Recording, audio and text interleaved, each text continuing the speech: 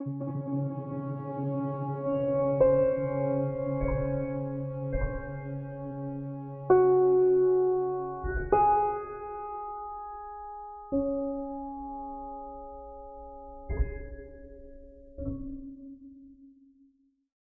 Sweden, you have a lot of public money.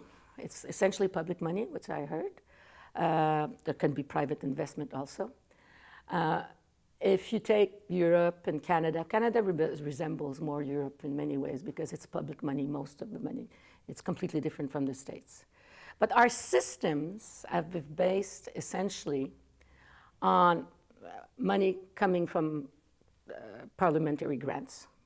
You know, each year you have so much $1 million giving to you. And this has gone down. I'll talk for our country, has gone down for different reasons, economy, political governments that are less inclined to give to culture or cultural institutions, and regulations that were public regulations to fund culture or audiovisual, like the tax on theater tickets, or other systems like that, or on television taxes. Nobody buys televisions anymore. People, my children don't own televisions. And or systems like in Canada, which has a mixed system of grants from the government, plus a tax or contribution, they call it, on satellites and cables, businesses.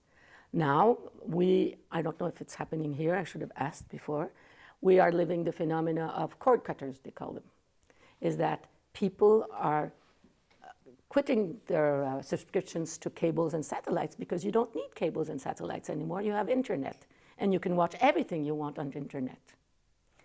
And so in the United States now it's almost a breaking point, half-half.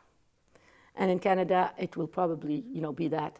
And when I talk with the people at the Canadian Media Fund, which is an example of the world of extraordinary system, because they have a fund to fund only interactive of $30 million. Well, their funds are going down because the part that comes from the subscriptions from cables and satellites is going down because that business is going down. But the same enterprises, at least in Canada, are the ones that operate also internet services and telephones, cellular telephone. And that part of the business is not put to contribution. So you've just cut it, that's it. And in a lot of countries, that's it. It's mega media empires through which now culture is consumed or accessible through these pipes, which are internet or cellular services. That's where. And in most countries, it has not been integrated that they should be part of the systems that contribute to funding content. Because there is tons of money there. You know, people say there's no money anymore, there's no money. It's not true. You just look at the financial pages, you don't have to have a PhD in economics to understand it. It's very simple, the money is there.